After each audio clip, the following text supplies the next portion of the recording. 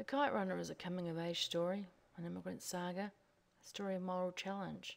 It's a study of the troubles in Afghanistan, a type of historical political novel, really. Khalid Hosseini has used his own experience as source material, but it's not an autobiography. The characters are imagined. The setting is real, though. Amir is a fully developed individual. He has good qualities and he has bad. And both of these things are exposed, and that's where much of the power of the novel comes from. Amir is really believable. And because Hosseini is so skilled at storytelling, we're drawn into his world.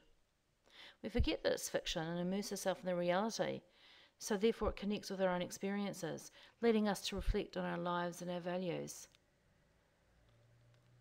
The novel is a first-person narrative, and it's a voice of Amir which constructs the characters, in fact, constructs himself. We're positioned to see things by his point of view. The things he's preoccupied with, like Baba and his attitudes, they all come across strongly. We're very much trapped in Amir's world, and that can be quite claustrophobic because at times when he behaves so badly and he's feeling so guilty,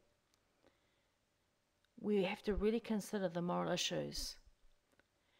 We have no escape from Amir or his ethical dilemma. We have quite complex attitudes towards Amir. We can sympathise with him, but we condemn his disloyalty and cowardice. But then he does that himself. Because it's a very reflective and self-reflective narrative, we actually are pointed to agree with Hosseini. We celebrate friendship. It affirms to us a need for trust and loyalty, that we must have moral responsibility. We condemn racism and violence and the relentless search for power. The characters embody themes in this novel. Amir and Hassan are bound by brotherhood, but they're separated by class, they're separated by race.